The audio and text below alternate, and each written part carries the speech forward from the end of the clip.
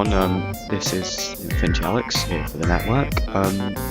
So today I'm just going to be playing a bit of Dustbowl. It's like, this is offline training, but it's just to give you an idea of how I play. I'm going to play with Spy, because Spy is my favourite class. I main Spy. And yeah, well, let's get into this. Basically my Spy setup, I have 3 setups for Spy. I'll show you this one first. I use Letter for extra cloak. Obviously stock sapper. I mean, all the sappers are the same on the red tape recorder. So yeah, I just use stock sapper because I have nothing else anyway. I use a bot killer knife. Kill streak and all that. And yeah, regular disguise kit. Others, and I use a cloak and dagger. Now, some people will say, oh yeah, the cloak and dagger is so bad because you have to wait a while so long. But the thing is, it's good for staying in there when you infiltrate it, and yeah. Mission begins in 10 seconds. I don't use the dead ringer because it's just a crutch, and honestly it isn't worth it because you can't activate it on well. Anyway, we're about to get going here now, so I'll just cloak up and get ready to go.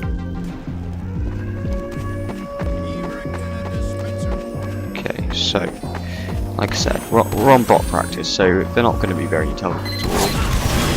And I think for some reason I have this set too easy, so, you know, it's not going to be hard. I'm just showing you how to play Spy. No, just wait for an opening, because when you're playing Spy, waiting for an opening is crucial. If we were to just do a mad rush through whilst our rocket's firing, okay, he didn't see me, that's good. You know, if we just do a mad rush through whilst there's rockets firing everywhere, then we would just get shot and blown to pieces. And if using the ringer, if you're in online mode, people would still suspect you were there. So what you do is, you go around to cover, and then you wait until there's a good opening, and you get the backstab like that. It's all about patience and timing, and knowing where to go and what to do. You always want to go for people standing still, and preferably people who are distracted. Alright, so I'm going to go for someone else now. Let's see who's around here. I see a demo man, so I'm going to backstab him. He's distracted. So, oh, God. Okay, that didn't go well. So yeah, you've always got to watch out for pyros. Never try to backstab a pyro unless you are confident that they won't turn around. You always want to shoot the pyros, which I'm going on to my next loadout now, is why we have this loadout.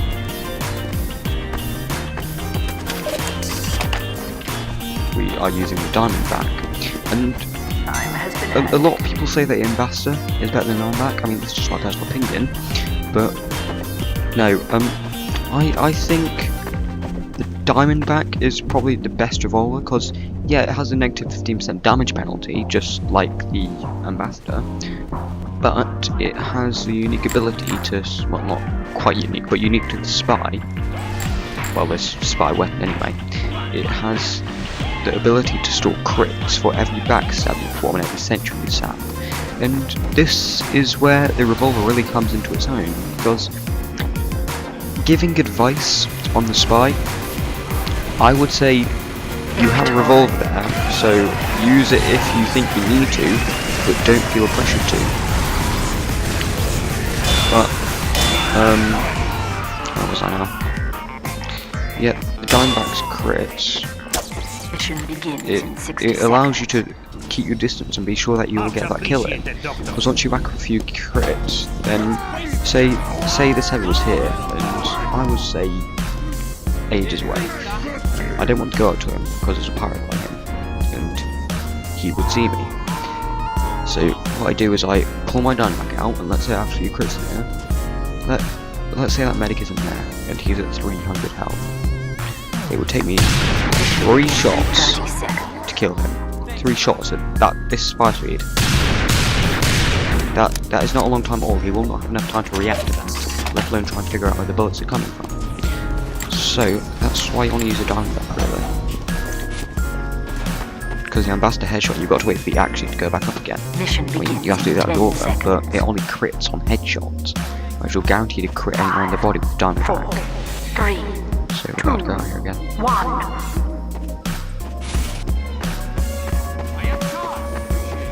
Right. Okay, so now I'll lead you into the next bit of my strategy. What you want to do is you want to find good cover. Like if you're using the cloak and dagger, you want to find some good cover whilst you wait for your watch to recharge. And there's a scout here, so just crouch jump on some boxes, because crouch jumping provides you the best cover you can get. And I'm pretty confident that this scout will turn around. So I backstab him. And yeah, he was only a bot like, so of course he couldn't turn around and run anywhere. It's a bit stupid, he's a bot. But no. Right, okay. Time has been added. Now we've got to try and get through here without being seen. And if I can, I'll introduce you to the next one, which is fast capping. Now, fast capping, as you can guess, involves capping quickly. Okay, sadly there's people here, so I can't actually show you fast capping in action. But still, the concept of fast capping. Nice music bit here. Anyway, the concept of fast capping is that as a spy, you want to stay cloaked on the final point. See, I've got a crit in my evolve now. I've got 3 crits because I set stuff.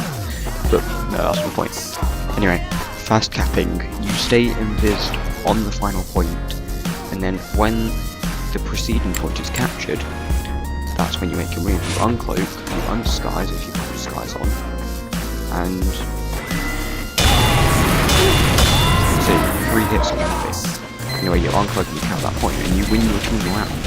Especially if you are lucky and no one else comes up to try and stop you. And fast capping can actually put quite a lot of pressure on the opposing team, because they'll be trying to get them top scared when they respawn. Yeah. So that's fast capping covered. Right, so we're gonna go try around getting pick, see if we can. Just remember the crouch jump cover. Always try to crouch in awkward areas. Just crouch jump here, because no these spy checks areas like these. They simply can't bother because they don't just hide there. Granted, someone might just give me a random explosion. Another one, but that's blast off the radius. No, always kind of like into tight spaces, but make sure that you're not surrounded.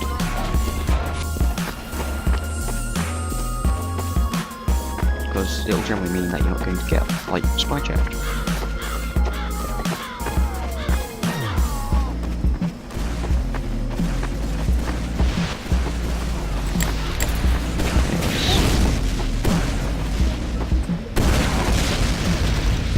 Right. So, on Dustbowl in particular, a good place to uncloak if they don't see you, which I really hope they just didn't. A good place on cloak is sometimes behind this rock, depending on where everyone else is. But seeing as there's soldiers here right now and I'll be in the visibility range, this would not be a good place for cloak. So what we're going to try and do... Oh wait, no, we just received a vacancy. Oh, good. Okay. Right, and this is where we take our pick. We've got to pick a class who's distracted, as I've said. And the class you can reach. Oh, they call me out for being spy. If that happens, just go back to cover, redisguise, and come out again. Because...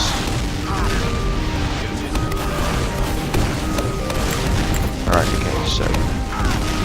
Here we've got a soldier, the medic who's about to overcharge. So what we're going to do is we're going to go for the medic, who's already overcharged. So that's not good. Right. So obviously what you can take away from that is don't go directly in front of enemy fight. And that kind of goes out saying, but you know, you just it's a pretty stupid move, which some people do sometimes. I've seen some spies just jump out in front of rockets and bullets. And no, you don't do that. You don't do that. No, you want to flank your way behind the enemy, which we're about to do, because now we can get to their spawn. And then you come out, you uncloak, in their blind sight, and then you go on the back of them and stand there. See what we're about to do here is about to get a kick on the head.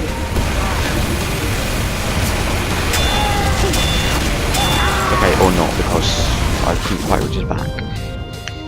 Sometimes if they're pressed up against the wall, you can still reach their back if you manage to get the right angle, but you know, sometimes you just don't know. I'm looking like a really bad spy here. I'm the last person you want to hear doing the spy tutorial, which this isn't really a tutorial, it's more of a commentary on how I really spy, but you know, I'm giving you tips along the way, so I'm going to call it a tutorial. But no, okay, so, see, spawn is nice and accessible, but take cover regularly, up here, I'll do that as I come out, and I was about to run out of cloak, and then, as much as I'd love to uncloak and backstab the sentry and sap all the stuff, I can't, because everyone's going to see me, so, check if you can get cover. I'll go right back here. And then, this is a good part. This is a part where you get to do some stabbing.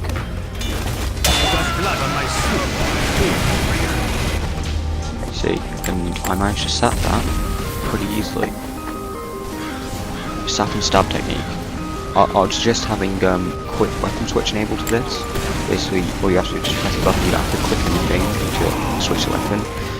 And you go from the knife and you stab the NG, and then you quickly out your sap and make sure you're behind the sentry barrels, and you sap the sentry. And then it'll be disabled so it can't shoot you. So there's no need to be worried that after stabbing the NG, even when you've sapped a sentry, that is going to turn around, because it's not. Okay, so we're going to try to see if we can get some more revolver picks here.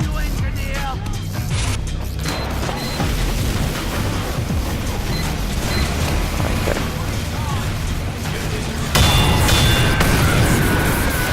Yeah, we got a nice couple of revolver crits there. So we are on 2 kills right now. Well, that's just life anyway, on 2 kill streak. Usually I have a lot more than this, but usually I have to concentrate on commentating what I'm doing. So, of course you would not do this in a normal situation, but what we're going to do here is, well, round's ended now, but, you know. But no, I was going to just try to pick him off my revolver, but anyway, you wouldn't normally do that. You wouldn't, like, cloak right in front of him.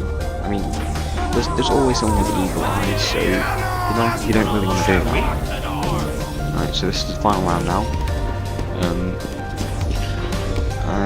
I don't think I have any other loadouts to show apart from the big earner and the Charger loadout. And I don't really like to use any of the knives apart from the stock knife, because Mission begins in 30 seconds. the stock knife does what the supply is supposed to do. And the big earner, while it's nice to have cloak refill and all that stuff, if you're, say, using the cloak and dagger, then you don't need that. You don't need cloak refill, because no, it just refills itself. Mission begins in 10 seconds. So I'm going to omit using this one and talk some more on the diamond back. 2, 1. Right, let's go. Yeah, because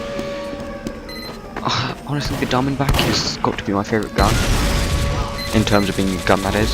Because, yeah, well, I tend to be using the letter charge the most nowadays, but that is because I don't really feel the need to use it that much, but the extended cloak time is very useful, especially when using a shortened cloak time such as the dagger or the dead window.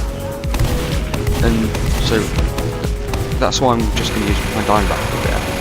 Because the diamondback truly is my favourite gun for its ability to store crits. And right now we're not getting many crits, I'm commentating and I'm trying to find an opening.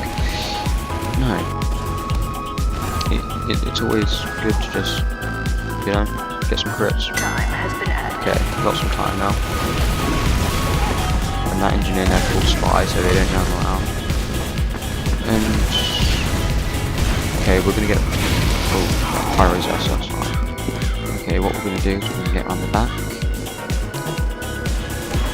Pyro's getting shot at. So I'll just go around here, no one's expecting me.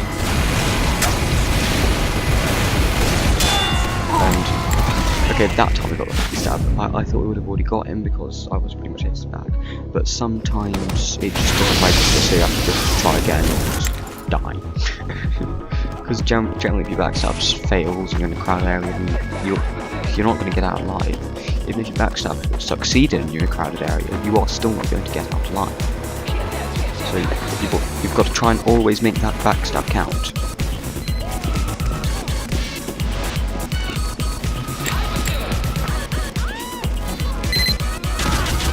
Okay, so they got a sentry right here. And I am going to try to take out the engineer. See. So, I mean, it did shoot me a little bit, but thankfully it was on level 3, so it didn't shoot me too much.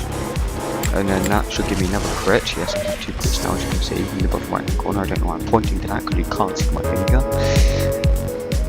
But no, what I'm going to do now, I'm going to disguise, have a little walk around there, uncloak, and start picking up the revolver. Just like with the backstab, you want to take on someone who's standing still and you're confident will not move. So generally this would apply to snipers and etc, etc. Of course, if you think you can, it's always good to try and get a moving target. And I'm not anyone who's cut right now or whatever. See, it's apparently here. It's not staying still, so you're not going to go for it. However, this demo here,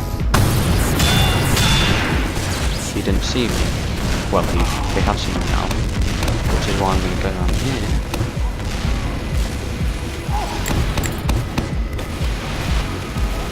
See that demo still not seeing me. And because I was a pretty subtle kill, no one else has seen me yet, so I can try and go around and get some more backstabs.